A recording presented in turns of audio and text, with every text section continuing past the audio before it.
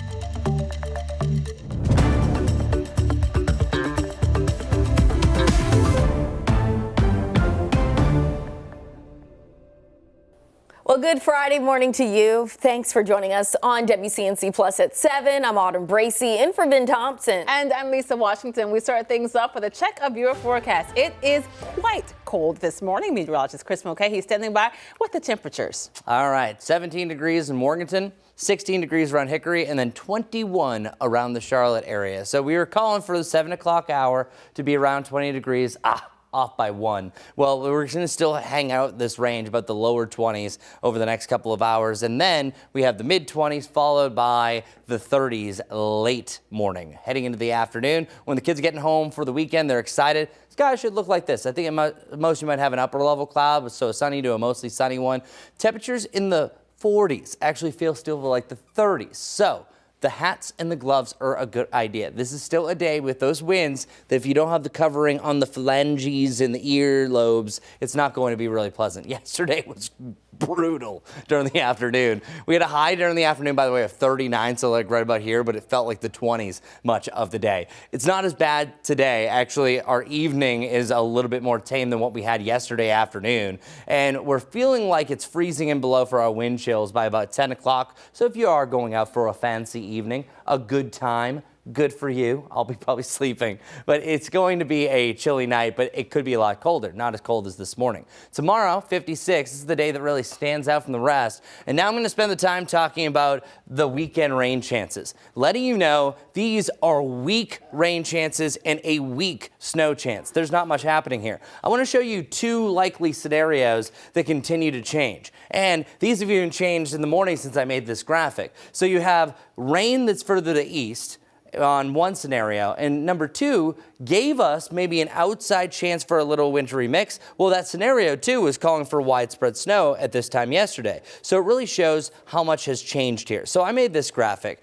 A lot of times meteorology comes down to chances. How many times do we say your rain chances are this? Well, letting you know one thing. Whenever you're seeing one trend towards one direction, especially the closer and closer you get to that point, it's usually going to be that. So right now, we're looking at a trending up for the 0, the goose egg as far as any accumulating snow, and we're trending down even the chance for a trace, even to see snowflakes, and anything above a measurable snowfall of 1/10 of an inch is looking highly unlikely. So I'm calling for not an inch, 0 inches to a trace of snow. Not to scare you all of a sudden. It's like, what are you talking about, Chris? All right, so I want to get right to our futurecast. So here's what our weekend looks like. Our weekend is going to be, all in all, sunny afternoons, but question mark mornings. I'll explain. Through today, it's sunny.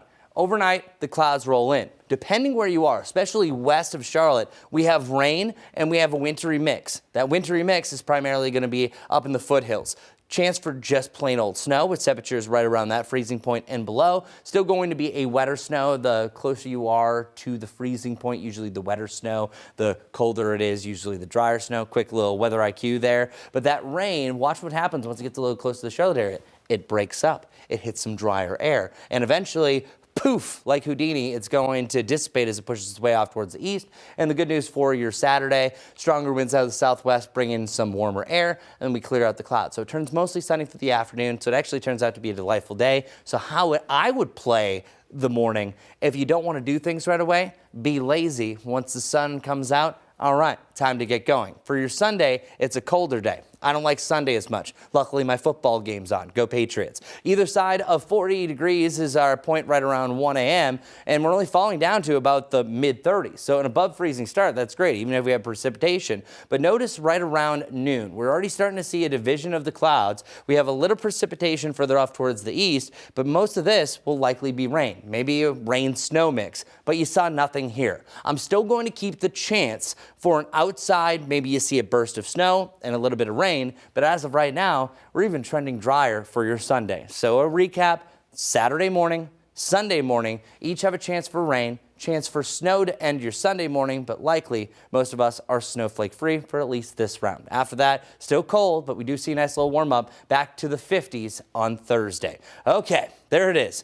an up and down forecast to say the least, Majestic, but I think we got a handle on it now. All right, let's get over to the road, see what's going on for the Friday morning commute. This is I-85 out near New Hope Road, where conditions are looking all right. Still following this crash here. It was a crash that has now turned into a stalled vehicle inbound on University City Boulevard at North Tryon. You can see the car here. They have their hood up, trying to get probably towed out of the road at this point. What we're seeing when we're looking at those drive times is nothing too crazy, so that's good news for us on a Friday. About 20 minutes or so if you're coming in from Matthews, just under 30 if you're making that commute in from Gastonia. Right around 485, no big problems like we had yesterday. Thankfully, we're not seeing that today. Our newest crash right here, this is going to be on Little Rock Road, impacting both directions at David Ave. We are seeing some orange with that. And then a lane is blocked right here. This is Mulberry Church Road, both ways again at Queen City Drive. A couple things to know for now. We'll have another check on those roads coming up here soon.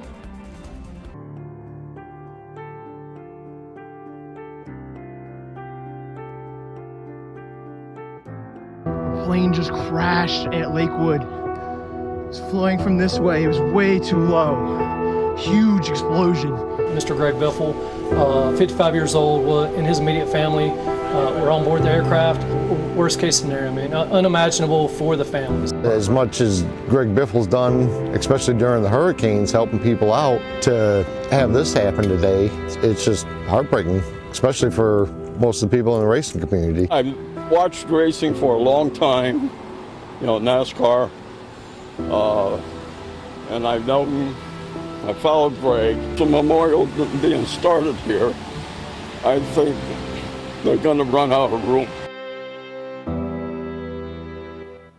And those were just some of the emotions shared in the days following that tragic plane crash last month that took the lives of 7 people, including NASCAR legend Greg Biffle and his family. Now today, thousands more people will come together at Bojangles Coliseum to honor those lives. WCNC Charlotte's Richard Devane joins us live this morning from the Coliseum with details on today's service and how Greg Biffle and family will be remembered. Richard. Yeah, good morning to you, Lisa. Good morning, Autumn. Good Friday morning, all. We're here at Bojangles Coliseum just in the last 20 minutes or so. These race cars started to arrive. This one from that RKF, Biffle's team, and there is his car right there. That car will be here for fans to just see, to look at, to remember him and what he meant, not just to the racing community, but this community in general. Today's memorial honoring NASCAR legend Greg Biffle will take place at 11 in the Coliseum here. Fans, friends, community members are expected to gather to celebrate a life that made an impact far beyond the racetrack. Biffle was known for his success and toughness in NASCAR's top series, earning respect throughout the sport.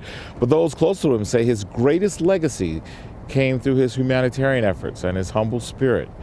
From supporting animal welfare initiatives to helping individuals and families in need, Biffle consistently used his platform to serve others. And of course, as you can imagine, later today, there will be tons of people in here, thousands actually, honoring his life and his legacy, and those other 6 people, including his wife Christina, his son Ryder, his daughter Emma, Mr. Wadsworth, and the Duttons, father and son Jack and Dennis. We can tell you that throughout since this incident has happened, we've spoken or heard from a lot of people who just took a moment to reflect on what he meant to this community and just fans in general. Take a listen. I met him twice. He was just a great young man, and what a tragedy that is with his whole family. So I just want to pay our condolences, our love. Greg was a champion. He was a great guy, true humanitarian.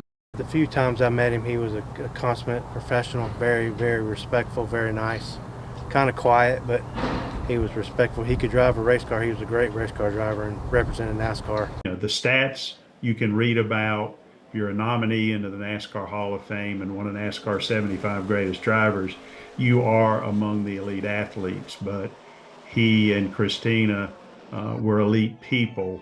It even amplifies the grief. And some of that grief, of course, will be here today as folks try to make sense. But one thing we can tell you, the NASCAR community and the fans will always find a way to gather around each other and support each other. A lot of that will be happening today, starting at 11 right here. We're live at the Bojangles Coliseum. This is Richard Devane. We'll send it back to you. Thank you, Richard. New overnight, Lancaster police are searching for the person responsible for a deadly shooting. It happened on South Hughes Street near Magnolia Lane around 8 last night. Officers found the victim dead in the front yard of the home. As of this morning, investigators still working to determine what led to the shooting. 7:10, our time now. An American Airlines plane from Rochester, New York, bound for Charlotte will read apart after it slid off the runway during taxiing. This is video from the scene last night. According to a statement from American Airlines, the incident happened after the plane had just undergone de-icing because of snow and freezing temperatures. We were just leaving Rochester and went to go get de-iced, and as we were doing that, we slid off the runway. They mentioned something was going on or that we were going to be pulled somewhere, but they didn't really explain why, and then we found out that there was a malfunction of some sort. We're told the 90 people on board are not injured and were rebooked on other flights. 7-11 now. In just hours, the woman charged in a deadly hit and run in Noda will face a judge. Police say 28-year-old Culandria Hood ran a red light near the plaza and East 36th Street, hitting 25-year-old Lance Sotelo and kept going. Hood now facing multiple charges, including involuntary manslaughter. The community came together last night to remember Sotelo's life with a candlelight vigil near the intersection where he was hit. Friends and family remembering him as a vibrant young man who made a lasting impact on everyone who knew him. No one lived a more authentically life than Lance. He lived exactly the way it should be on his own terms without holding back. He was just so amazing and such a light. Sotelo's family, friends, and former classmates reflected on his achievements at Queen's University, his leadership, and his courage as a member of the LGBTQ community. They say the memorial represents the impact he had on the Queen City. Well, all eyes are on President Trump as he manages to overlook crises around the world. We're going to get a look at his meeting with the Venezuelan opposition leader next.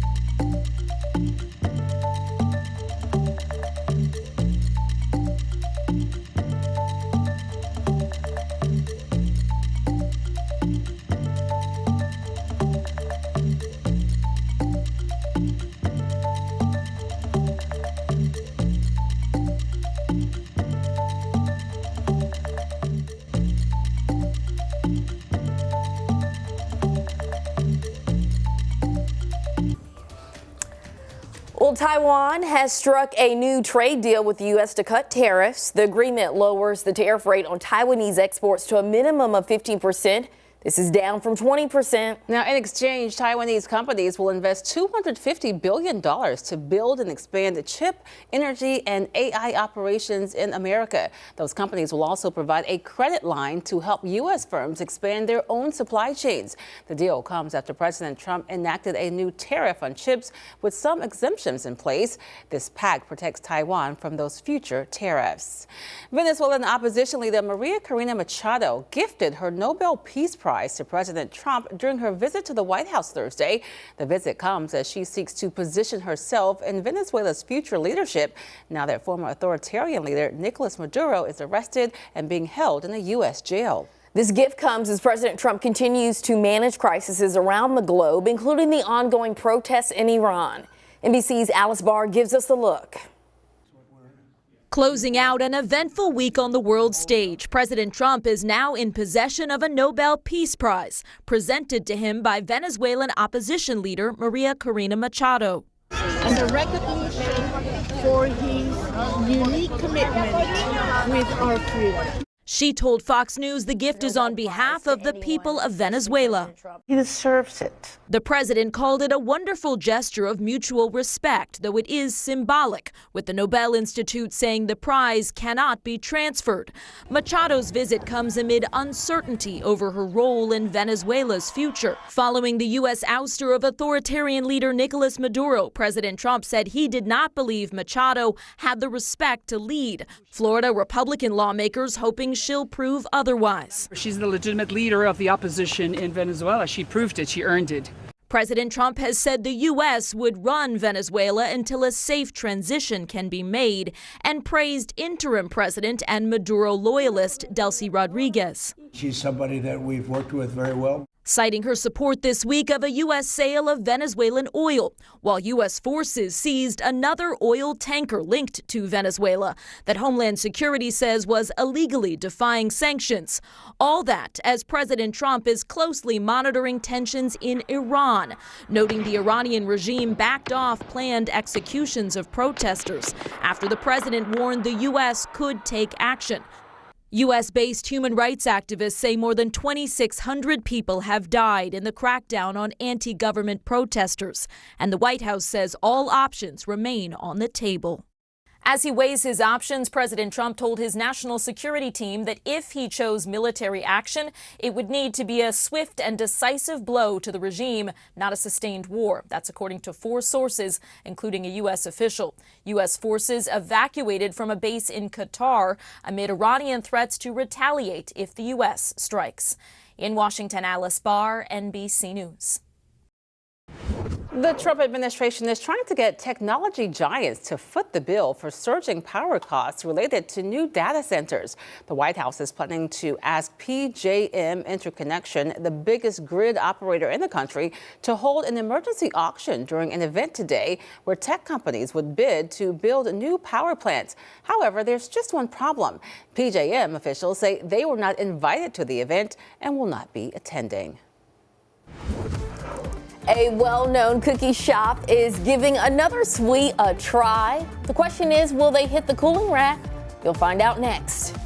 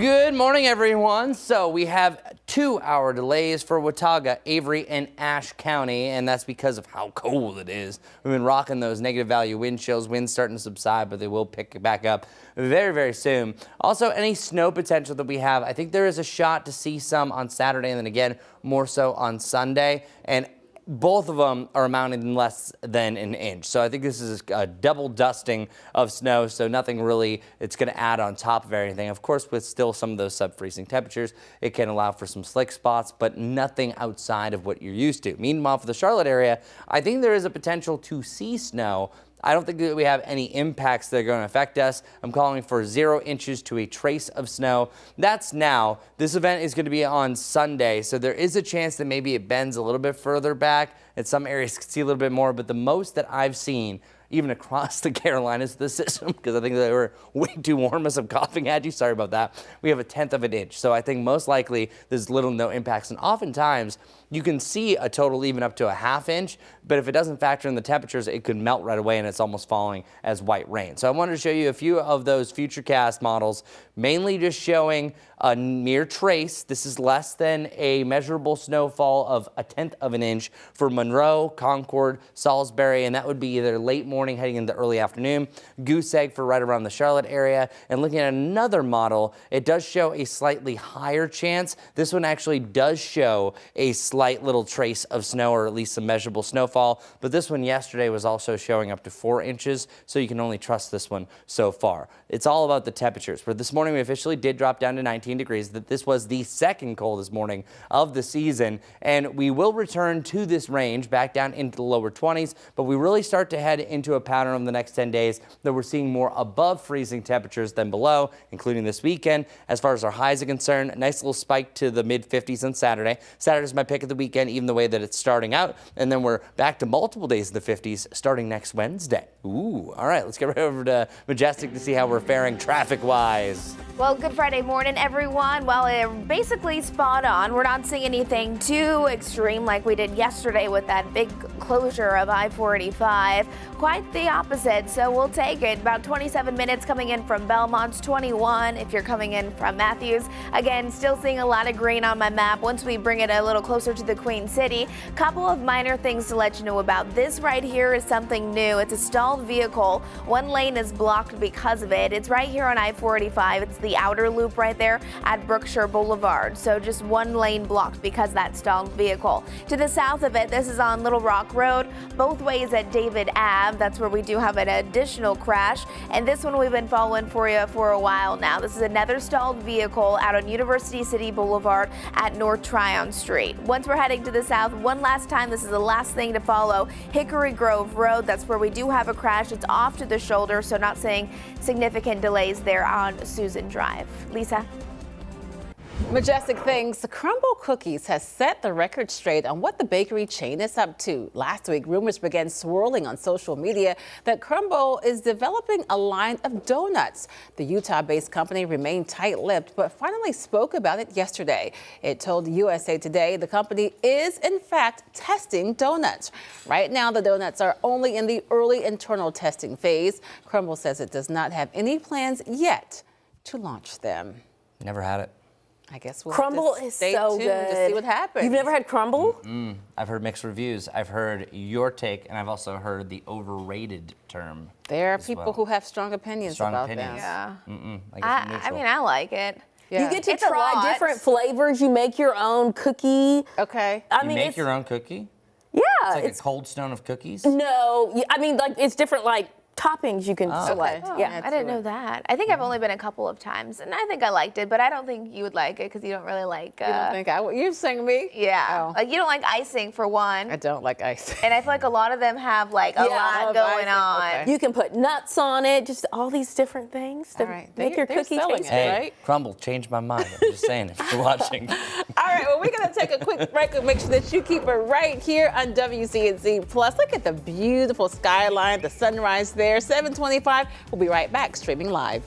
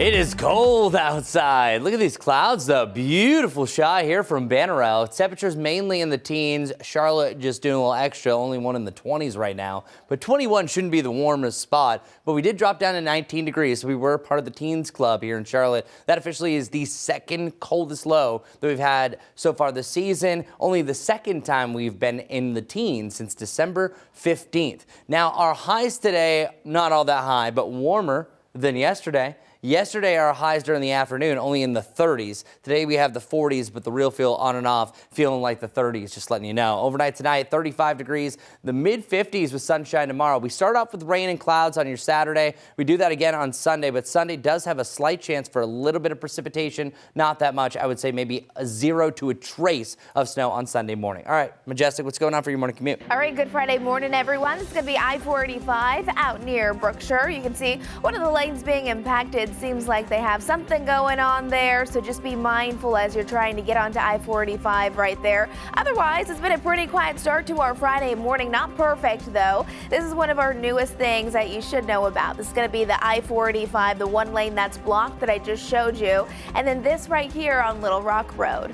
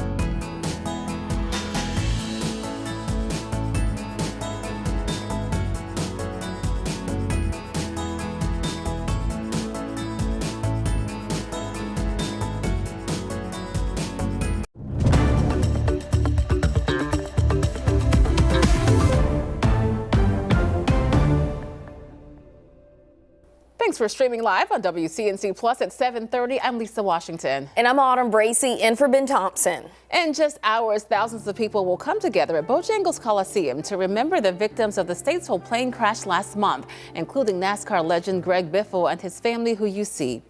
Doors will open for that gathering in remembrance this morning at 10. The service starts at 11. It will also be live streamed for anyone who can't make it. You can view it on NASCAR.com and on NASCAR's social media platforms. Downtown Mooresville also remembering racing legend Greg Biffle today with its own special community tribute. Burnout for Biff is happening this afternoon from 3 to 5 on Main Street, celebrating Biffle's racing legacy and his deep ties to Race City, USA. A tribute burnout, racing memorabilia, and charitable recognition are all part of today's event. Well, as local leaders continue to face some tough questions about safety on the Blue Line, a visit from Washington today put Charlotte's light rail under a national spotlight. WCNC Charlotte's Destiny Richards is live along the light rail in South Charlotte, where the Federal Transit Administrator is going to get a first-hand look at what it's like for those everyday riders. Destiny. That's right. This is a top federal transit official that will be in Charlotte today to not only ride the Blue Line, but also speak with local transit leaders. Now, as we know, safety on the light rail has been a top priority for our local leaders, but it's also been a main concern for riders, and it's drawn national attention. So that is why this visit is happening. Now, Brent Cagle, who is the CATS interim CEO, told the Metropolitan Public Transportation Authority earlier this month that FTA Administrator Marcus Molinaro would be visiting Charlotte. Cagle said the visit includes a ride on the Blue Line, as well as a roundtable discussion with transit employees and members of the business community, though few details have been released publicly. But the timing is significant. The visit comes after a series of high-profile safety incidents on the Blue Line, including the fatal stabbing of Irina Zarutska last summer. When you're taking public transportation, there's a level of trust you're giving the city when you get on the public bus or train, and no one should feel that level of fear. In recent months, riders say they've seen more security, ticket enforcement, and off-duty police officers on trains and at stations, but many are still calling for accountability as more funding flows to the transit system. And we've reached out to CATS and the FTA for more details about this visit happening today. It was first announced at the very first MPTA meeting this year on January 7th. So we'll be looking for that information and also tracking the FTA administrator's visit and what he sees firsthand on the light rail, what discussions are had amongst local leaders, and if any next steps will be announced. I'll send it back to you guys live here from South Charlotte. All right, thank you, Destiny. Well, this morning, 2 teenagers are facing murder charges after a deadly shooting in Albemarle. It happened just after 6 Wednesday night near South Bell Avenue, which is not far from East Main Street. Police say the victim is also a teenager. The 2 teen suspects are charged with first-degree murder. An 18-year-old is also charged with accessory after the fact. Well, heads up, if you are flying out of Charlotte Douglas soon, you can expect to pay more for parking. Starting March 1st, daily maximum rates will raise for valet, hourly, and long-term options as well. Valet will rise by $5 to $50. The hourly deck will increase from $32 to $35, and long-term will go up from $12 to $14. You want to remember all lots and decks are free for the first 15 minutes except valet. And in a matter of days, you'll have a new way to get around in Salisbury. Starting Monday, the city will launch Salisbury Connect. It's an on-demand microtransit pilot that works like a rideshare but costs the same as public transit. Riders can book trips through an app or by phone. Former Salisbury Council member David Post introduced the idea after meeting a woman and helping her get to work.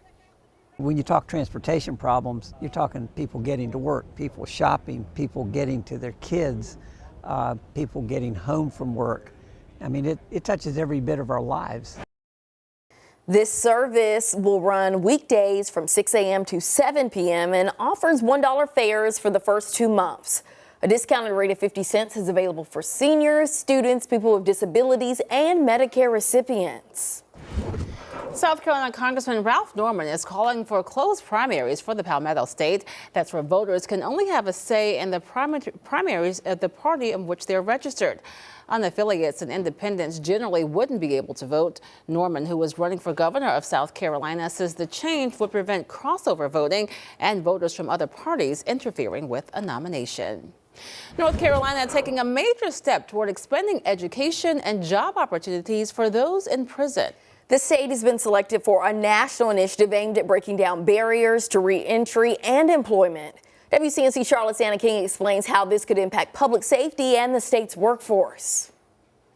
Yeah, more than $2 million will be divided among facilities like this one, and state leaders say that initiative will go towards education, job training, and re-entry, both during incarceration and after release. We believe reentry begins day one of incarceration. The North Carolina Department of Adult Correction has received a $2 million grant that will go toward education behind bars. The funding will be received over the next 4 years, and state leaders say plans are already in the works. And prior to release, we'll be able to help them to connect with employers and fill out a resume, and then they can be able to utilize that resume to find employment Also, they can get housing. They say the goal is to expand college programs, job training, and work release opportunities, all to ensure those who are released don't find their way back. 94% of our individuals that are in prison now are coming out and in our communities, and we want to make sure they have a good opportunity to succeed. State leaders say this is about more than second chances. It's about public safety and a stronger workforce. But it gives the opportunity for offenders to not have the fear of the unknown prior to them being released from incarceration.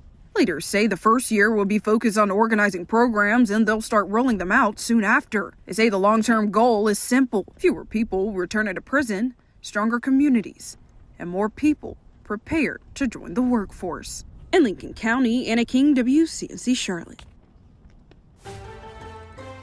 Welcome back, everyone. Well, just letting you know, if you're watching football this weekend, great weather for it because it's going to be chilly on most days. Now, if you are looking at a potential for wanting to do anything outside, I'm letting you know that Saturday afternoon is the sweet spot. It's the warmest. It'll be sunny. It'll be breezy, but most days have really been breezy recently. But at least you don't have those staggering wind chills like yesterday, high of 39, feeling like the 20s most of the day. Right now, it's 21 degrees in Charlotte. Sad that that's the warm spot. Here in Rock Hill, you're right, it's 17 degrees you can see off yonder. Beautiful sunny skies, though, at least. And any clouds that we have right now, I think that we're going to get out of here. And I want to share a message with you. It's all about perspective. So our man, Denny Nichols, so he messaged our weather team saying that, hey, he lives up in Jonas Ridge at an elevation of 3,860 feet. And he said, just to make you folks down there in Charlotte feel better about your temperatures here today. This was sent yesterday, by the way. I had a daytime high of 13 degrees and a wind chill hovering around 0 this afternoon. Enjoy your balmy weather down there. Do you know what? It is about perspective. So Denny, and I have good news for you. You're going to be warmer today. A balmy maybe 32 to 36 for your highs. And our wind gusts a little bit close to the Charlotte area. I think you have gusts up to about 20 to 25, mainly around that 20 mile per hour range. I don't think it's as gusty as yesterday. Still going to be feeling it for sure. But high temperatures right around 37 degrees. Jones Ridge is a little bit cooler than some elevations like Boone, because Boone's about 3,300 feet and Jones Ridge is 500 above that. So that can sometimes take up to 5 degrees off the temperature. And then we have the lower to the mid 40s across the area, mid to the upper 40s, though, further down to the southeast. Shirah, you're close to challenging 50 degrees. All right. Winds out of the southwest, definitely helping us out in the near term because that's keeping things warmer. It'll drag in some clouds before a front rolls through on your Saturday. And Saturday, I think the front officially is going to drag in some drier air, so that's going to allow for a sunny sky. And then eventually we're going to have the cooler air the day after. But I'm letting you know, Sunday, even though I do have a chance for snow, it does not really look to be probable at this point. Our models right now showing a nothing burger as far as snow goes according to this one. This is the only one that is showing any sort of even signs of accumulating snow. This would be about a tenth or two, but this one yesterday, putting in perspective, was the only one that was really calling for excessive snow up to as much as 4 inches. So I don't trust you, American model. I am sorry. And then some of the ensembles showing a very similar range to the north. So all in all, what I'm calling for is not much at all. I would say anywhere from 0 inches to a trace is happening, where we might have a chance we don't even have some rain from the system that's a little bit too far to the east. But note, it's Friday. This system has been all over the place, so I'm still keeping the snow chance around. Just right now, it is very low. No impacts regardless. I think the upper end, maybe you have a quick little burst of snow, but it's not going to last long, and temperatures look like they're trending way too warm. Sunshine to start off next week, and then a nice little surge back to the 50s. I want to show you the 10-day forecast because I'm feeling friendly. We have temperatures in the mid to the upper 50s from next Thursday through the following weekend, which officially would be, I believe, one of the last weekends of January. Okay, so that's it. Weather, closing the book. Let's get over to Majestic, who's had an up-and-down morning with a few incidents at a time. Yeah, nothing really changing at this point, which is good news. We don't need any big accidents. This is going to be I-485 here near Brookshire. You can see one of the lanes still blocked there. It seems like this is probably some construction work that they're just doing on the shoulder there. So just be mindful of that if you're traveling that way. Once we're looking south, this is our newest crash to let you know before you head out the door. It's one lane that's blocked because of it. It's on Tryon Street southbound at Thornfield Road, seeing some yellow with that. Meanwhile, this is I-77 from York County into Mecklenburg County, seeing pockets of reds and oranges, meaning that, yes, we have slow-moving conditions, but this is what we're used to this time of the day at 7:41 as people are heading out, getting kids to school and maybe yourselves to work. Again, this is going to be one lane that's blocked here at Wilkinson Boulevard westbound at Old Steel Creek Road. This is a new one. And then this is what we're also following, Little Rock Road. That orange is just meaning traffic is moving slowly in both directions between Little Rock Road and David Ave. We'll have another check on roads coming up soon. Majestic, thanks so much for that. A massive federal indictment is rocking men's college basketball. Find out why nearly 30 people are being charged in a scheme that started overseas.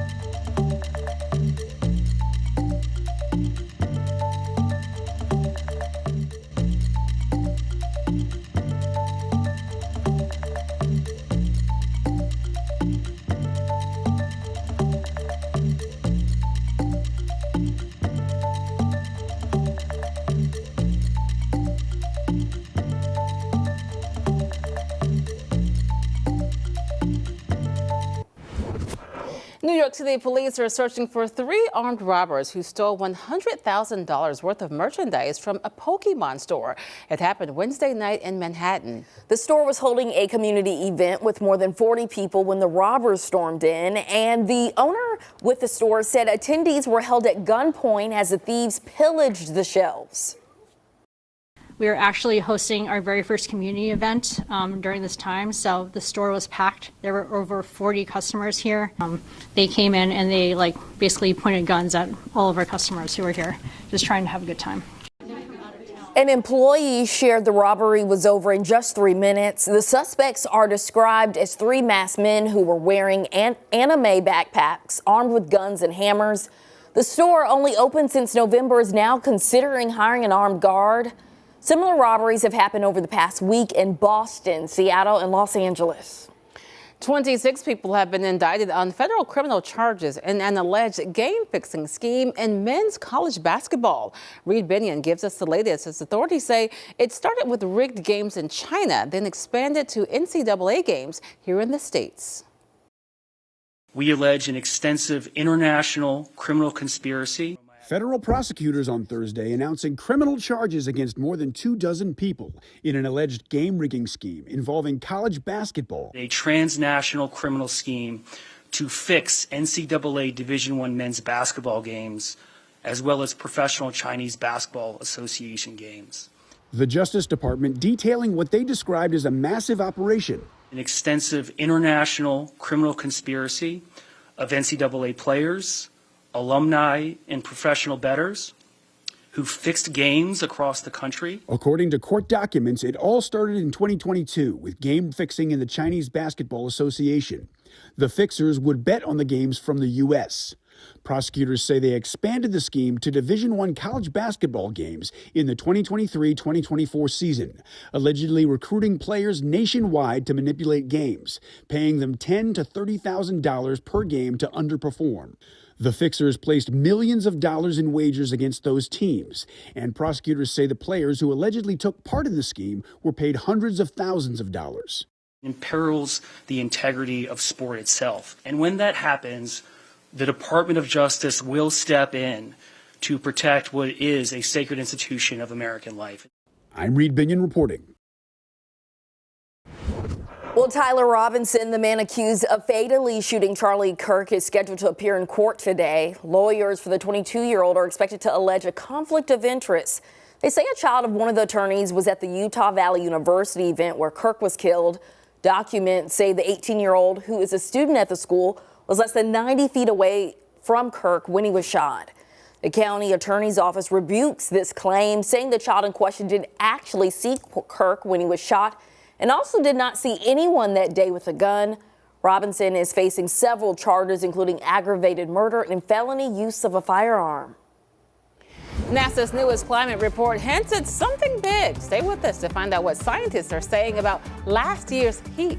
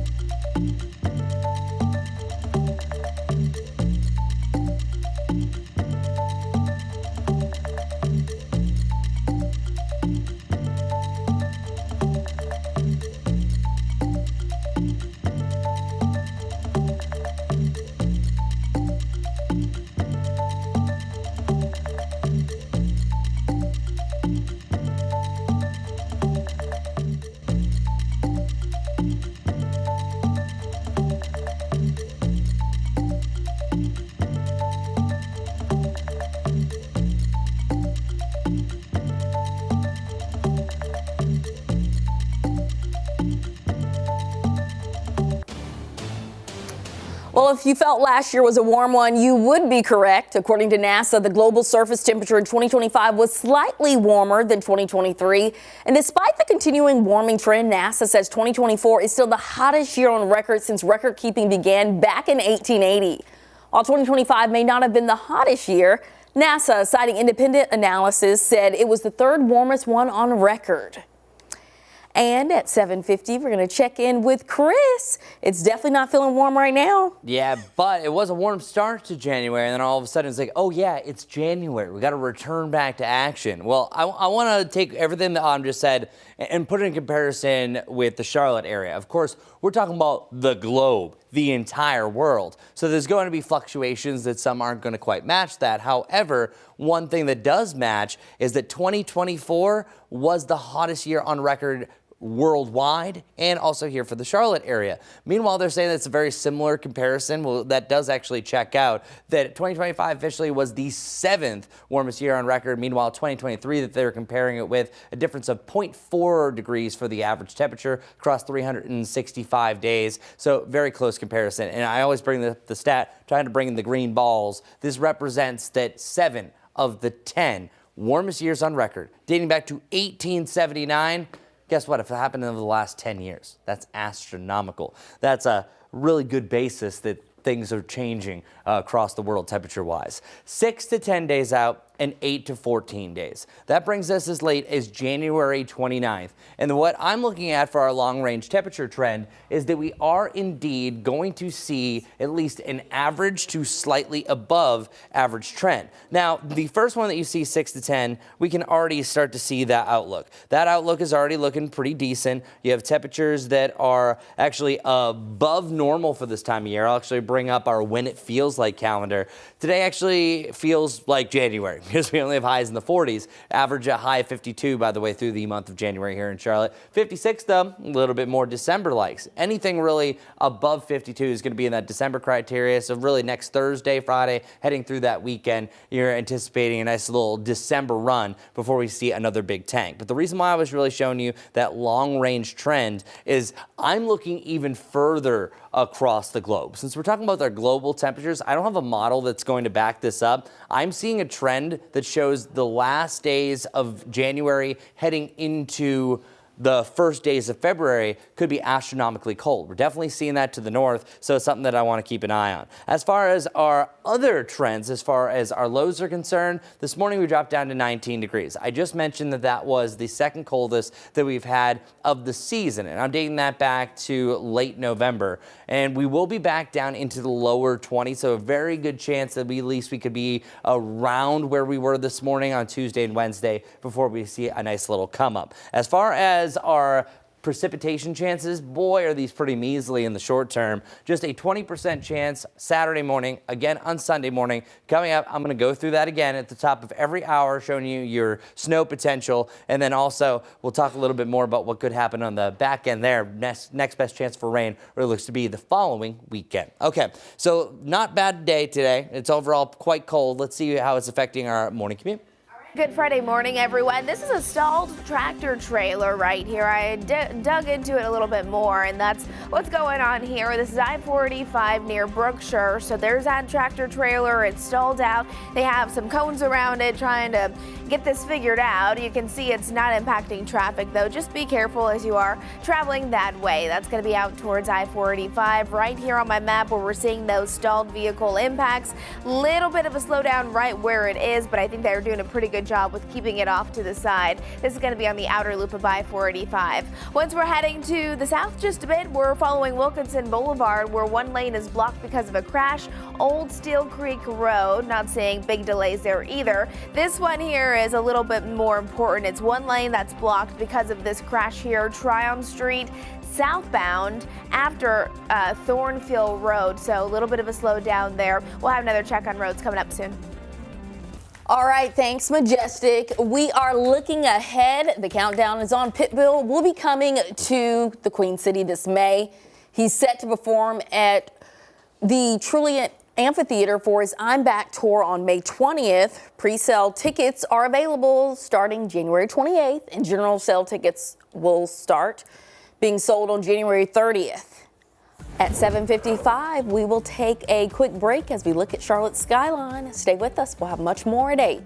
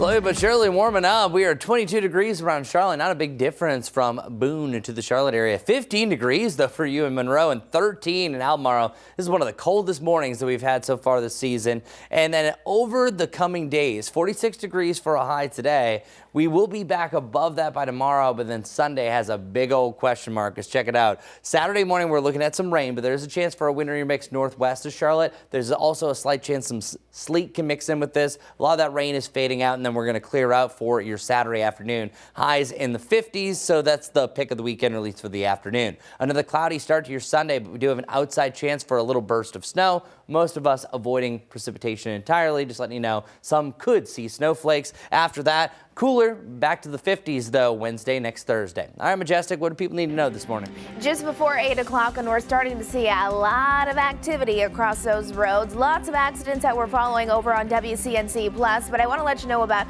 one thing. It's right here, one lane currently blocked because of a stalled vehicle on I-485 out near Brookshire Boulevard. That's going to be those outer lanes right there. You can see a live camera shot of what I'm talking about, so you can see it's not really delaying you much. Just be careful as you're heading out for your Friday morning.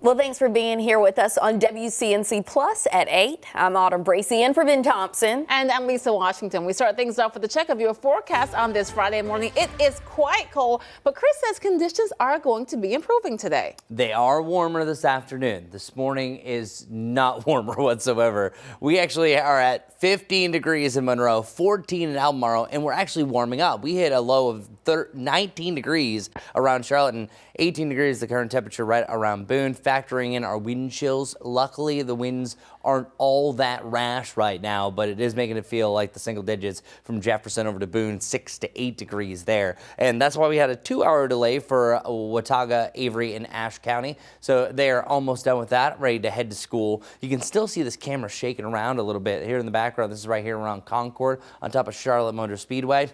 All is well today weather-wise. I think the biggest concern we have is that it's windy and it's super dry. I'm talking about super dry. If you have a drier throat than normal or really dry skin, if you don't do the daily lotion, well, today is not helping because our dew points are astronomically low. That means our relative humidity is going to be very low.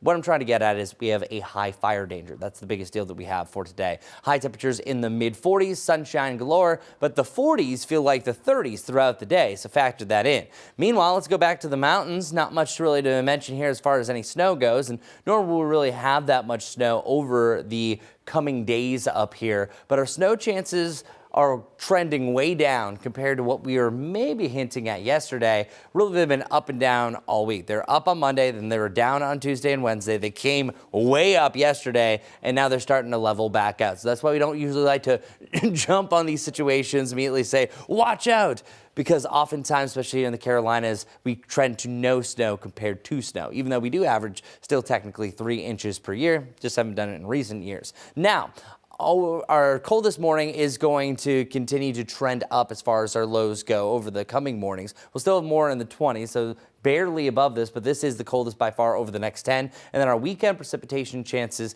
come in a pair. So let's jump to Sunday right away, because when I say the S word, people are immediately like, what do you mean? I'm talking about snow, of course. Our trends for a 0, absolutely not even seeing a flake, have come up almost by a double over the last 24 hours. This is showing about a 20% yesterday. Now it's up to 40%. This one right here, it was a little bit higher, a little more likely, more than the 50 percentile. Now it's looking like 40%, but I think this value is going to continue to go up. This or down. This one's going to continue to go up, and I'm now expecting 0 inches to a trace. That means that you might see snow, but it's not really amounting to too much. As far as the extreme measures go, maybe 0.2 of an inch in one location, but most likely not. Because check out our futurecast. This one's one of the more reliable ones. It shows a beautiful day today. I believe that one. But watch, we have a disturbance that rolls in from the west. This is associated with a cold front. Still a stronger wind out of the southwest. Clouds will keep us mild, so we're not dropping down below freezing. So if we have any precipitation along the I-77 corridor through Mecklenburg County and through most of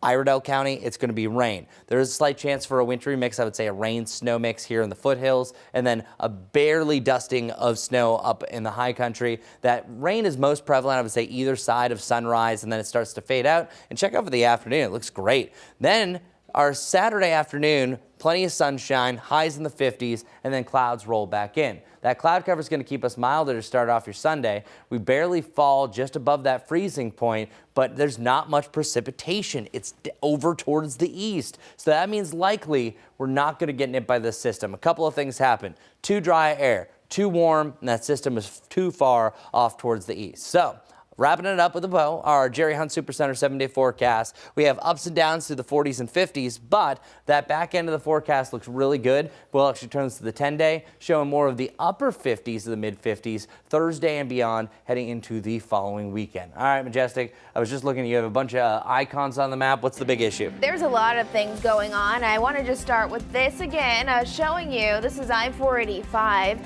out near mile marker 15 out by Brookshire. You can see that one lane. It's really busy. It seems like a tractor trailer has stalled out, and they have lots of cones kind of making sure people are aware of what's going on, trying to get that tractor trailer fixed or towed or off the road, but it's taken a while, so be careful there. You can tell that cars are going nice and slowly right around that. Once we switch it over to my map, there's also a lot of other problems that are currently ongoing. This is going to be a newer incident. One lane is blocked because of it. It's on Ballantyne Commons Parkway. We're seeing delays in both directions at Anna Alexa Lane here, so we'll continue to follow that for you again out by Providence. We'll have another update coming up soon.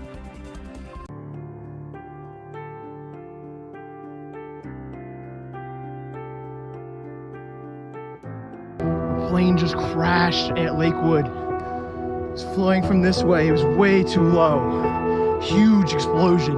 Mr. Greg Biffle, 55 years old, and his immediate family were on board the aircraft. Worst case scenario, I mean, unimaginable for the families. As much as Greg Biffle's done, especially during the hurricanes, helping people out, to have this happen today, it's just heartbreaking, especially for most of the people in the racing community. I've watched racing for a long time, you know, NASCAR, and I've known, I followed Greg. The memorial being started here, I think they're going to run out of room. Those were just some of the emotions shared in the days following that tragic plane crash last month that took the lives of 7 people, including NASCAR legend Greg Biffle and his family. Today, thousands more will come together at Bojangles Coliseum to honor those lives. WCNC Charlotte's Richard Devane joins us live this morning from the Coliseum with details on today's service and how Greg Biffle will be remembered. Richard. Yes, good morning to you, Lisa. Good morning to those folks watching us on the Plus on this Friday morning. I'm standing outside the I'm standing outside the Bojangles Coliseum, where you can see some of Biffle's former team has brought some of the cars up that he's actually driven, a sign of respect as those members of his team and countless others will be here today to pay tribute to a man who did so much both on and off the racetrack. Now, Biffle was known for his success and toughness in NASCAR's top series, earning respect throughout the sport. But those closest to him say his greatest legacy came through his humanitarian efforts, his also spirit. He supported animal welfare initiatives, and he also helped those families in Western Carolina in need, actually flying his own personal helicopter to bring them supplies and other help. Biffle consistently used his platform to serve others. Now, today's memorial, which starts at 11 o'clock, will focus on remembering both the champion driver and the compassionate person, along with his wife, his 2 children, and 3 other folks who were also on that fatal crash. When you test the measure of a man, you can just listen to people as well known as our president, commander-in-chief, all the way down to just race fans who all had something to say about him. Take a listen. I met him twice. He was just a great young man. And what a tragedy that is with his whole family. So I just want to pay our condolences, our love. Greg was a champion. He was a great guy, true humanitarian. The few times I met him, he was a consummate professional, very, very respectful, very nice. Kind of quiet, but he was respectful. He could drive a race car. He was a great race car driver and represented NASCAR. You know, the stats you can read about, you're a nominee into the NASCAR Hall of Fame and one of NASCAR's 75 greatest drivers, you are among the elite athletes. But he and Christina were elite people. You know, it even amplifies the grief. Yeah, and again, Greg will be honored, his wife Christina, their son Ryder, Biffle's daughter Emma, family friends Craig Rodsworth, pilot Dennis Dutton, and Dennis's son Jack Dutton also will be honored today at this tribute. We can tell you the doors open at 10 o'clock. We're a few hours from that happening, and the actual memorial will start at 11. We'll be here as well. We're right here in East Charlotte. This is Richard Devane at the Bojangles Coliseum. We'll send it back to you. Thank you, Richard. New overnight, Lancaster police are searching for the person responsible for a deadly shooting. It happened on South Hughes Street near Magnolia Lane around 8 last night. Officers found the victim dead in the front yard of the home. As of this morning, investigators still working to determine what led to the shooting. And a man is waking up in jail for allegedly driving his car into a store at the East Ridge Mall in Gastonia. Warrants say 18-year-old Jack Boone threatened to kill the manager of the store. He later threatened hospital staff and Gastonia police officers while receiving medical treatment. Boone now faces several charges, including 8 counts of assault with a deadly weapon. 8:10 now. The SBI investigation into Mecklenburg County Sheriff Gary McFadden continues this morning, even after a judge just dismissed the petition seeking to remove him from office. We saw Sheriff McFadden walking out of court smiling shortly after that ruling. The judge says the petition didn't meet the standards to remove an elected official from office. You may remember State Representative Carla Cunningham, along with 4 of Sheriff McFadden's former employees, filed that petition. They accused the sheriff of making threats and misconduct, saying he abused his authority and failed to fulfill his responsibilities. Now, if that petition is heard again, it would need to come from the district or county attorney. Before we head to break, here's an exclusive shopping deal for our viewers. Hey, you know how we do it. Our team is always testing tons of products. We get rid of the rejects, only show you the best ones, and that's why I want to show you this thing today. It's the Tire Hero Portable Tire Inflator. Let me shut this off for a second. Literally true story, 2 weeks ago, I got stuck on the side of the road, glass in the tire. I barely made it to the gas station. Almost cost me hundreds of dollars to tow. So you need one of these anyway. The reason I think this is one of the best on the market is for this reason. Come on, and let me show you. So let's say you don't know the PSI of your car, you don't know what it's supposed to be, or if you want to inflate a ball, it does it for you. So you see the little car icon right there? You can flip through these. Okay, I want to do my car. No, I want to do my motorcycle, little motorcycle icon. I want to do my bicycle tire, or I want to do a soccer ball or an exercise ball. I just blew these up. The other cool thing about this is this. Come on and look at this. It's got the USB adapters here. It acts as a portable battery charger, so you can charge your tablet, you can charge your phone. It also comes with all these different nozzles for kind of anything you would have. It's small enough to literally, I mean, it's a pretty packed glove compartment, right? Look at that. It still fits. Nice and easy. Got a great deal for you on this today. And by the way, you want one of these anyway. You want this anyway because you can save $60 a year for properly inflated tires. So why wouldn't you? Get this one though, because I think it's the best on the market. $69.99 normally. Got a deal for you today. 20% off down to $55.99. Scan the QR code on the screen right now or go to shoptvdeals.com.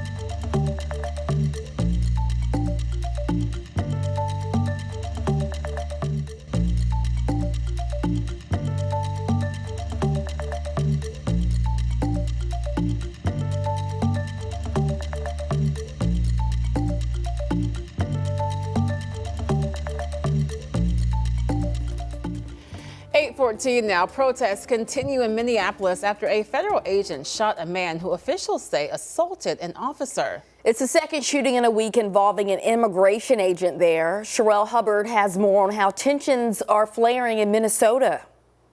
Shame! Shame! Heated protests continue in frigid Minnesota as dozens wave signs outside the federal building in Minneapolis protesting ICE. The ACLU of Minnesota filed a class action lawsuit against the federal government claiming immigration agents violently arrested or detained U.S. citizens who were minding their own business. In the complaint, we detail disturbing facts regarding the ongoing assault against the rights of people in Minnesota who federal agents perceive to be Somali or Latino.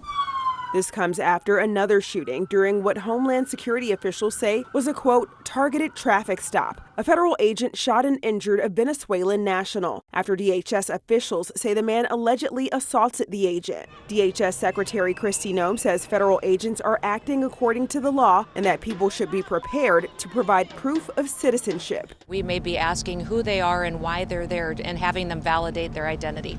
Like this Minneapolis woman who was asked to show her ID when she was stopped by federal agents earlier this week. All right, can we see an ID, please? I am a U.S. citizen.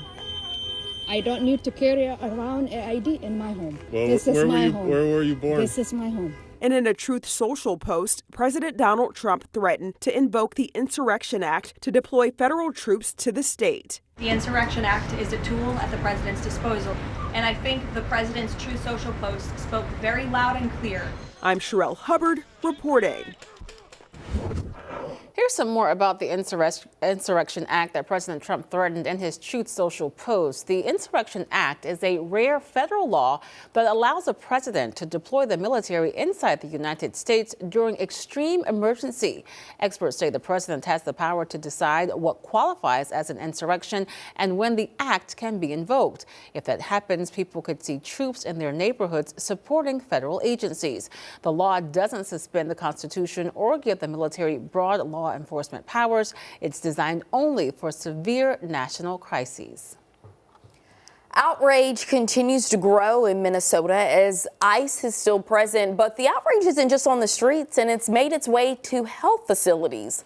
Last week, healthcare workers and community organizers raised some alarms after it was reported ICE was allowed to stay at a patient's bedside for more than 24 hours, alleging a patient was handcuffed to a bed, all without a judicial warrant. Liz Bolden is both a nurse and DFL state senator. She says the presence of ICE in medical settings creates fear and keeps people from seeking care. As someone who takes care of patients in the hospital, I want my patients to feel and be safe. Detaining and really targeting and going after people who are quite ill. There's one example of a gentleman with a rare genetic disorder. A spokesperson for the Minnesota Hospital Association says protocols are in place for how hospitals manage law enforcement being present in healthcare settings. Two NFL teams from the Southwest are about to face a different opponent this weekend.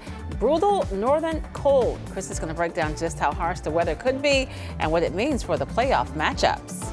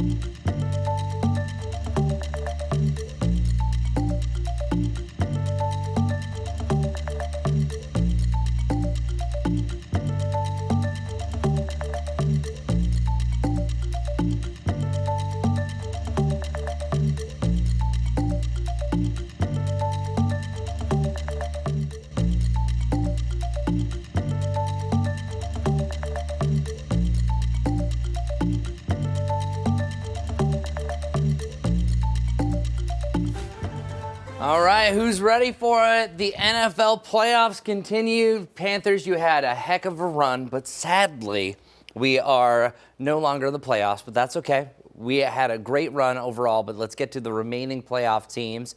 Maybe a sports bettor or a fan of one of these teams, I think it's going to be a great game regardless. We're looking at a decent day overall if you're going to or going to be watching Denver. I think there's going to be minimal impacts here. You're looking at temperatures that are mainly jumping throughout the 30s here. And you can see for the Bills camp, nothing really too major all in all. So this is going to be a fair weather game, not really going to be a big effect there. Now, if you are a Seattle fan, those whoa, there we go. Majestic's excited. You are looking at those temperatures that are really going to be ranging, I would say, anywhere from the 40s to the lower 40s. Winds are going to be fairly light as well. So we're actually not really looking at a big time situation that's going to be affecting the game time. Now, the main thing that I'm focusing in on is what's happening for the Sunday games. First off, let's go to Foxborough, New England, Massachusetts. It's going to be a rough game. For one, there's a chance for snow. This one snow model doesn't have too much. The game starts off right around 3 o'clock. This model actually has literally snow happening to the south, to the north, several inches of snow further off towards the west, but not a major effect outside of that. So I'm not discounting snow. I think it is going to snow by the back half of this New England game. There's still a lot of question marks that are coming along with it. Right now, I'm seeing current conditions. It's going to be overcast, on and off snow, especially by the latter part of the game. So I think more so really after the game is over where most of the snow is going to fall, and those winds should be a little bit lighter than normal. So that's going to be the good news there. Meanwhile, if you swing over for the 8 o'clock game over in Chicago, we are also looking at some active snow as well. Now, you know that Chicago is also known as the Windy City. So for the Bears, you're going to be looking at some of those higher winds getting up to about 20 miles per hour or so. I really think that that's going to be problematic. Could be affecting the passing game, but as we know, the Bears have a great rushing attack, so it should be no problem as well. That's going to be a fantastic game, taking on the Rams. These games are not going to be great. We're looking at temperatures that are going to be uncomfortably cold over in the Chicago area as well. As you're heading into your Sunday night, there's going to be a low of 5 degrees. I want to say that one more time. 5 degrees associated with this. Precipitation-wise, I think there's also a chance for a little bit of flurry action that could be flying as well. But I right now have wind gusts up to about 20 miles per hour. Temperatures in the upper teens with the real feel of about 5 to 0 degrees for those playoff games. Just absolutely yikes.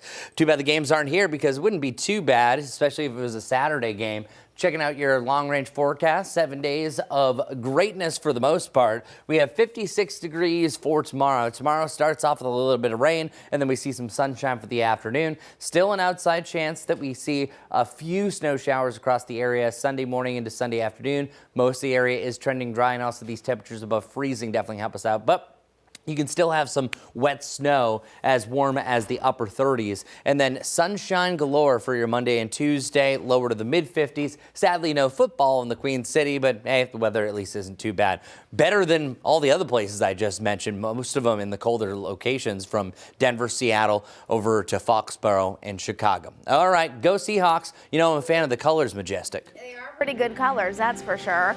All right, everyone, if you're heading out the door anytime soon, we don't have nearly as many accidents as we did just about 15 minutes ago. It's 8:24 right now. Still, we are seeing some that would probably be good to know about before you head out the door. This one here has been ongoing for a while. However, I do like to see a lot of the green and the yellow around it. It's going to be around Little Rock Road at David Ave. Again, not seeing significant delays. We don't want to see that red, and we're not really seeing that. Even here where one lane is blocked because of a crash. Wilkinson Boulevard at Old Steel Creek Road. To the south we go. This one here, it's been ongoing for over an hour. It's on Tryon Street, one lane blocked after Thornfield Road, so right by I-77. Don't forget, if you're in Matthews, Crestdale Road, there will be some road construction starting at 9 o'clock this morning until 2 p.m. today. Majestic, thanks. 8:25 now. We're going to take a quick break. We'll make sure that you keep it right here streaming live on WCNC Plus.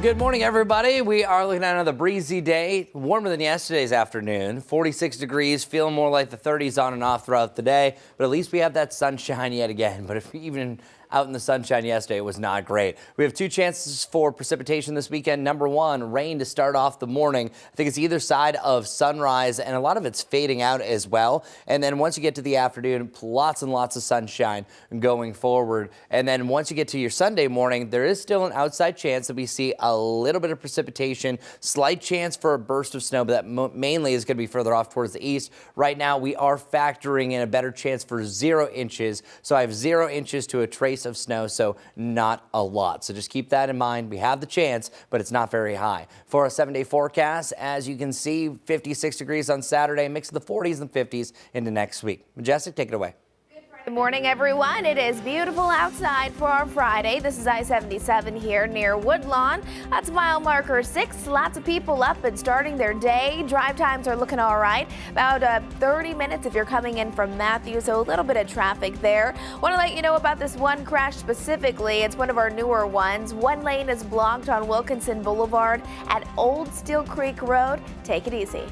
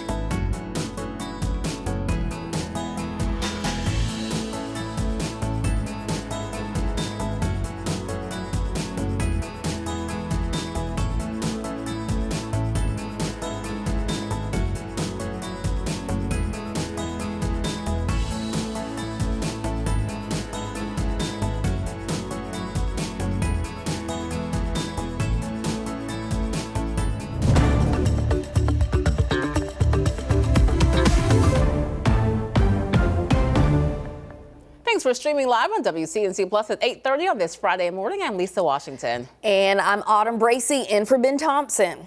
In just hours, thousands of people will come together at Bojangles Coliseum to remember the victims of the Statesville plane crash last month, including NASCAR legend Greg Biffle and his family, who you see pictured here. Doors for that gathering and remembrance event open at 10 this morning. The service starts at 11.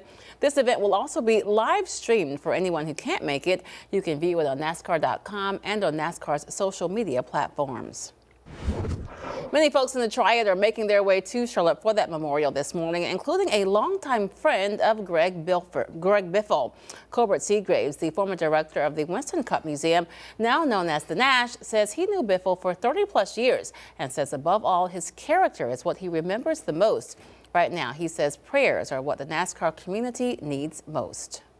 3 really tough losses right in a row, back to back, and but you know, that's one thing about the NASCAR community. It's been around a long time, and it's suffered a lot of loss, but they've always come back from it. You know, losing Dale Earnhardt was extremely tragic. We just lost Bobby Allison last year, and you know, and then losing the Biffles. Seagrave says Biffle was well respected in the NASCAR community for not only his skills as a driver, but his sportsmanship and passion to help others. Downtown Mooresville also remembering racing legend Greg Biffle today with its own special community tribute. Burnout for Biff is happening this afternoon from 3 to 5 on Main Street, celebrating Biffle's racing legacy and his deep ties to Race City, USA. A tribute, burnout, racing memorabilia, and charitable recognition are all part of today's event. Well, as local leaders continue to face some tough questions about safety on the Blue Line, a visit from Washington today put Charlotte's light rail under a national spotlight. WCNC Charlotte's Destiny Richards is live along the light rail in South Charlotte, where the Federal Transit Administrator is going to get a firsthand look at what it's like for those everyday riders. Destiny. Yeah, this is a top federal transit official coming to Charlotte today to not only ride the Blue Rail and get that firsthand experience, but also to speak and meet with local transit leaders. Now, this visit comes as safety on the light rail is a major concern in our city, but also it's drawing national attention. So the CAT's interim CEO, Brett Cagle, he told the Metropolitan Public Transportation Authority earlier this month that FTA Administrator Marcus Molinaro would be visiting Charlotte. Cagle said the visit includes a ride on the Blue Line as well as a roundtable discussion with transit employees and members of the business community, though few details have been released publicly. But the timing is significant. The visit comes after a series of high-profile safety incidents on the Blue Line, including the fatal stabbing of Irina Zarutska last summer. When you're taking public transportation, there's a level of trust you're giving the city when you get on the public bus or train. And no one should feel that level of fear. In recent months, riders say they've seen more security, ticket enforcement, and off-duty police officers on trains and at stations, but many are still calling for accountability as more funding flows to the transit system. And I can see this morning, we've definitely seen that presence of security here at the Scaly Bark station this morning. So this is what the FTA administrator is going to be looking into. And there'll be a lot of questions asked, of course, about where those dollars will be going. So we'll be sure to track the visit today, find out what discussions are had and if there are any next steps that are announced. I'll send it back to you guys in the studio. All right, continues to be big. Thank you, Destiny. This morning, 2 teenagers are facing murder charges after a deadly shooting in Albemarle. It happened just after 6 Wednesday night near South Bell Avenue, which is not far from East Main Street. Police say the victim is also a teenager. The 2 teen suspects are charged with first-degree murder. An 18-year-old is also charged with accessory after the fact. And if you are flying out of Charlotte Douglas soon, you can expect to pay more for parking. Starting March 1st, daily maximum rates will rise for valet, hourly, and long-term options as well. Valet will rise by $5 to $50. The hourly deck will increase from $32 to $35. And long-term will go up from $12 to $14. You want to remember all lots and decks are free for the first 15 minutes except valet. And in a matter of days, you're going to have a new way to get around in Salisbury. Starting Monday, the city will launch Salisbury Connect. It's an on-demand microtransit pilot that works like a rideshare but costs the same as public transit. Riders will have a chance to book trips through an app or by phone. Former Salisbury Council member David Post introduced the idea after meeting a woman and helping her get to work. When you talk transportation problems, you're talking people getting to work, people shopping, people getting to their kids, people getting home from work. I mean, it touches every bit of our lives. This service will run weekdays from 6 a.m. to 7 p.m. and offers $1 fares for the first 2 months. A discounted rate of 50 cents is available for seniors, students, people with disabilities, and Medicare recipients. South Carolina Congressman Ralph Norman is calling for closed primaries for the Palmetto State. That's where voters can only have a say in the primary of their registered party. Unaffiliates and independents generally wouldn't be able to vote.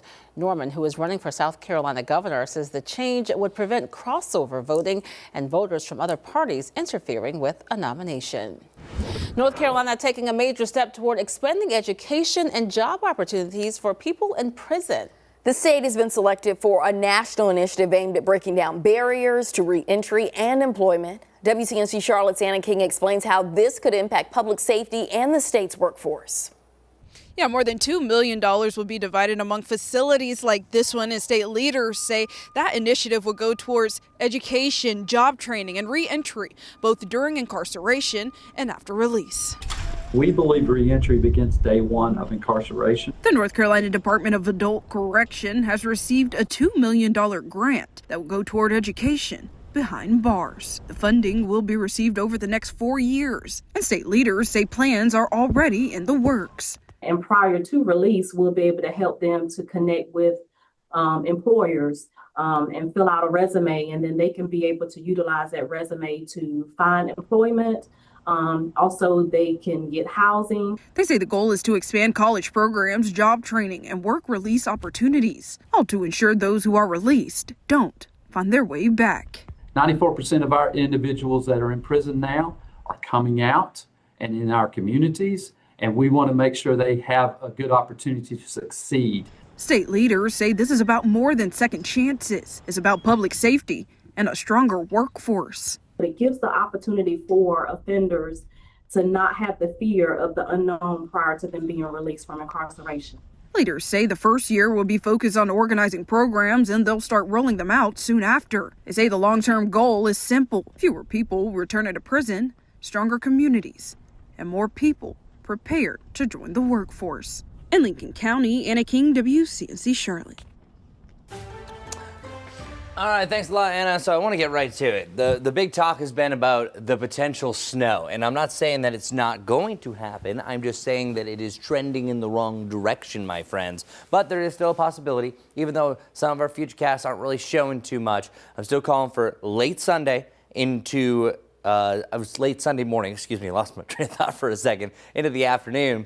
That's where you have a chance for some snow and even just some rain in general. General rule, the further east that you go, better chance for just rain, precipitation for your Sunday. Further west, a little bit drier. Now, the chances for a bigger snow, say up to a ½ inch, down to 15%, not going to see over an inch, and even the chance for just a trace, so actually seeing any sort of snow with a little burst up to a measurable snowfall, which would be about 1/10 of an inch, is now down to 40. So it's almost 50-50 as far as seeing a 0 to a trace. So that's right now what I'm calling here. I'm not saying you're not going to see snow. I think that there is a possibility that some of us could have some bursts of snow heading into your Sunday. And I'm going to show you that one scenario. I'm going to show you where things are trending. So number one, it's not just Sunday that has precipitation. It's Saturday morning. Saturday morning, either side of sunrise, we have a cloudy start to the day, not really motivational. It either is going to rain or it looks like it's going to rain, one of those two scenarios. But a lot of this rain is starting to fade out once it gets to the Charlotte area. So if you live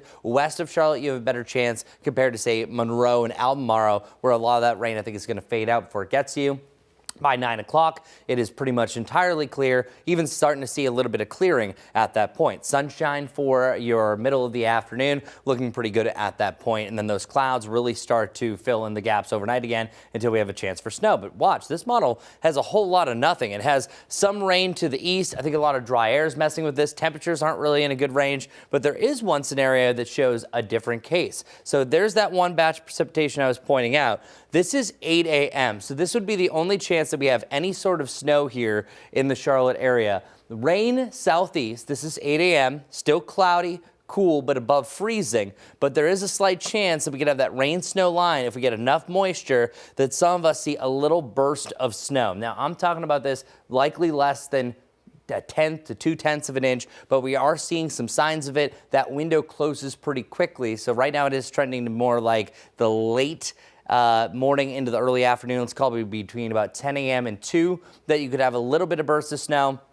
Out of here by about 2 to 4, and that's all precipitation. So that's the only scenario that I'm seeing that you actually see the snow. As far as it amounting to anything, it's mainly going to be elevated, accumulating on elevated surfaces just because of warmer surface temperatures and not an impact. So regardless if you see snow or even a measurable snowfall that goes over that trace, it is not going to be a major impact because it almost falls as white rain in a lot of these scenarios. So just snow that almost melts on contact. After that, we have a mix of the 40s and the 20s, and we'll see a rebound back to the 50s. I'll have a little bit more detail about your temperature trend coming up. Just wanted to get and iron out any of the snowy details to start off the half hour. And let's get another look at traffic with Majestic. Good morning.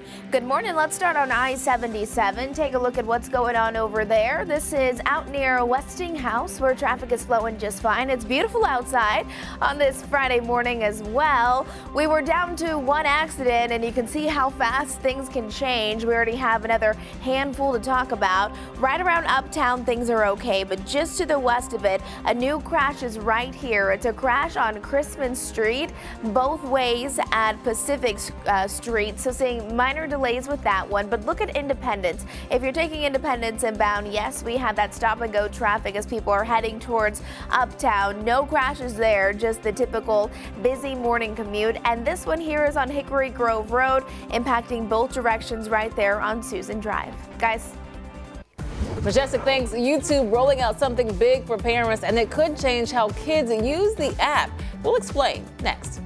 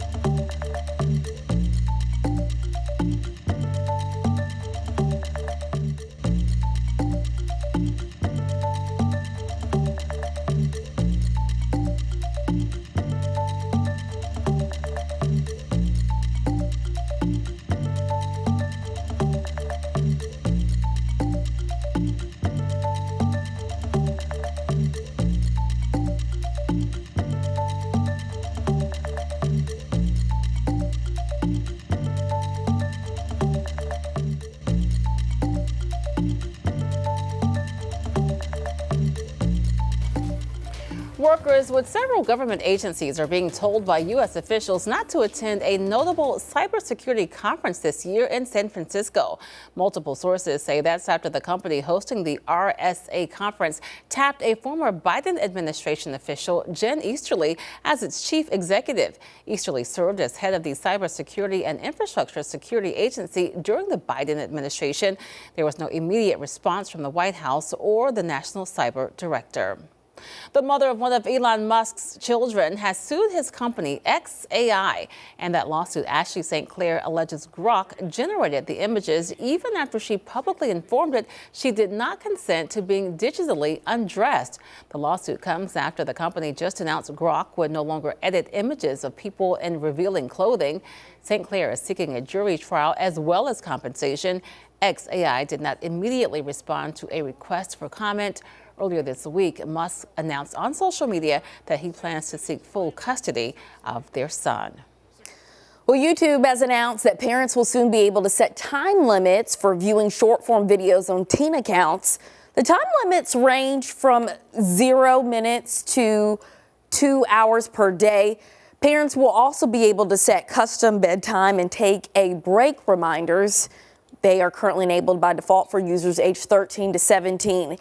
And if you share a phone or tablet with your child, YouTube says it will make it easier to switch between teen and adult accounts.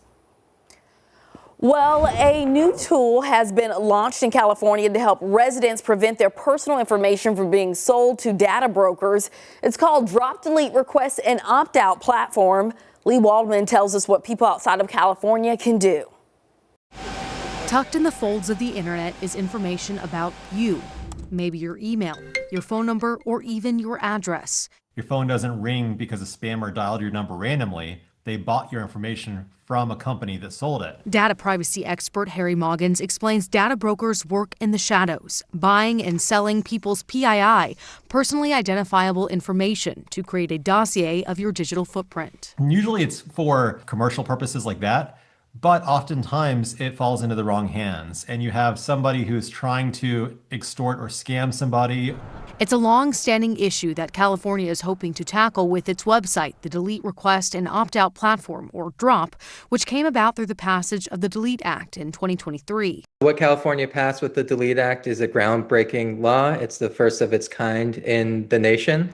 The DROP website allows residents to submit data deletion requests requiring registered data brokers in California to erase their information. Matt Schwartz with Consumer Reports says nationwide efforts to tackle the issue haven't gone far. It doesn't appear like it is very high on the priority list. Experts we spoke to suggest people outside of California can contact data brokers or hire a third-party service to do it for you to ask for their information to be deleted, and should prioritize using a privacy browser like DuckDuckGo and Firefox. But most importantly, be careful about what you share on the internet. In New York, I'm Lee Waldman. Well, yet another 30-car pileup crash happened because of extreme winter weather, this time in New York. Our meteorologist Chris Mulcahy will tell us more when we return after a quick break.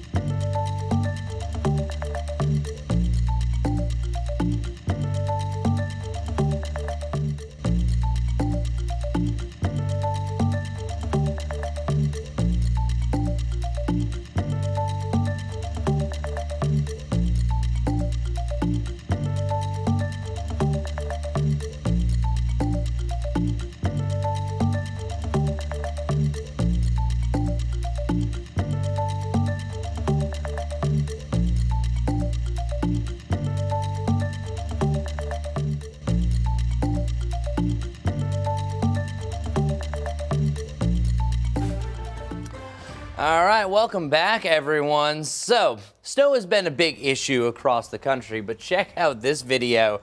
Yesterday, we actually were talking about a 30-car pileup here on WCNC Plus in Indiana. This one over here is in New York, and the difference is the one that we were talking about yesterday had no injuries. Multiple people actually taken to the hospital following this multi-vehicle crash. This is in New York. It happened on Thursday afternoon on Interstate 81 near Lafayette, and authorities say in all 7 people were taken to the hospital. At least 2 of them had serious but non-life-threatening injuries, thank goodness. And the primary crash involved around 18 vehicles, including 3 tractor trailers, and it just was an absolute mess up there. And they've been dealing with a lot of pulses of snow, especially over in New York, and a lot of that lake effect snow has not been a good situation. So I want to show you the update as far as our snow potential. So I wanted to show you maybe the best case scenario for these snow lovers. I think there could be a little bullseye that maybe you see less than a half of an inch. That's a point. Half an inch in that little area of Raleigh just north east of the Charlotte area, Albemarle and such. Any area in the white that I have here has a chance for maybe some measurable snowfall, and I'm talking about 1/10 of an inch, because oftentimes the models are not going to factor in the melting that's associated with this. Temperatures I have in Charlotte are above freezing, and you can still have snow as warm as about 38 degrees in the upper 30s, but oftentimes that's a very wet snowflake that's just ready to almost melt on contact, and we're going to be warm enough at that point. So just letting you know that kind of really ease your expectations as far as how much snow that we're going to see, but that's the current case and scenario that we have right now. So for the time being, it is just going to be a cold morning leading to a decent afternoon. We're 22 degrees right now around the Charlotte area. 19 degrees, by the way, was the bottom that we saw this morning. Through today, not a bad one. Looking at a decent amount of sunshine. Temperatures in the 40s, feeling like the 30s. After that, 2 rounds of precipitation, one on Saturday, one on Sunday. Mix of the 40s and the 50s, much warmer by next Thursday. All right, let's wrap it up. Majestic, what's going on for our morning commute? All right, good morning, everyone. Let's take a look at a new crash that we just had pop up. It's going to be out there on I-77 at Statesfield Road, or actually it's on Statesfield Road at Sanford Road. So we're looking at that just north of Uptown. It's going to be one of our newer crashes to let you know about. Still a lot of activity in and around the Uptown area. We have those delays that are ongoing. Independence inbound. Off to the west, though, this one here not cleared at Chrisman Street. Both ways in Pacific Street. Not seeing a lot of delays with that. But then again, if you're making that inbound commute on Independence, it is slow moving. Allow for a few extra minutes. Larry, what can we do this weekend? Hi, this is Larry Sprinkle. The big question, what to do this weekend? One kind of interesting thing to do this weekend is what's called Art Walks CLT. It's pretty simple. It connects you to murals, public art, and street art using digital Google Maps. A click away. Use your phone and you can go all across the Charlotte area and find some beautiful art, something like this right here, which you'll find over in West End. Different parts of town, different types of art. You'll find it in murals, you'll find it on sidewalks, you'll find it everywhere. Art Walks CLT, a pretty simple process to do. And think about it this weekend. Art Walks CLT, South End, Plaza Midwood, Uptown, West End, Noda. Details, log on to artwalksclt.com. All the information right there, artwalksclt.com. Something to do this weekend. It's just a click away, Art Walk CLT, and that's what's happening this weekend. I'm Larry Sprinkle. Well, while some of you have the whole weekend or just some time off tomorrow, know that tomorrow is National Use Your Gift Card Day, recognized every third Saturday in January. It's a reminder that Americans leave more than $1 billion in gift cards unused every year. Can you believe it? That's a lot of unused money. The day encourages everyone to dig through their wallets, their drawers, and old gift bags to find those forgotten cards. Even small leftover balances can add up. So organizers say now is the time to put them to good use. Many gift cards work just like cash, meaning you can pair them with sales or coupons to stretch them even further. Whether it's a meal out, a shopping trip, or a small treat, the goal is simple. Don't let the gift cards go to waste. I'm going to fold down my laptop so you guys can see this, what we have here. Because this guy had Jersey how many? Mike's, oh my! Aldi, BP, Chipotle, Starbucks, Aldi, McDonald's. Let's see. Let's get through this. I mean, you told me you had a lot, but who knew this many? That's it. I actually have been using so much. One of them is almost used up. I think tomorrow you should take Kim on a date, and you'll start with Starbucks, and then you'll take her to lunch at Chipotle. Well, you got to start with gas because he has a gas card. You gotta go get gas first. Oh yeah, we can go places right there, and then get groceries afterwards. I love how you have them so accessible. He even gave me, you really saved me one time. You gave me a gift card. I used it. Remember that time? Oh yeah, it was a Chipotle. My kids were like, I'm not paying for that. He's like, I got a gift card. That's for actually the one that's that one in my Jersey Mike's is almost done. Good. And I actually just found another Starbucks gift card in my car, so I actually have 3. Okay, So there we go. coffee for the team. All right, we're going to take a break, but coming up at the top of the hour, Jane Monreal takes over from our Live Impact studio. She'll have more from Richard Devane at Bojangles Coliseum, of course, this morning, the memorial for Greg Biffo and his family, those people killed during that tragic plane crash in Statesville last month. She'll also be talking with the head coach of the USA bobsled team. That's next.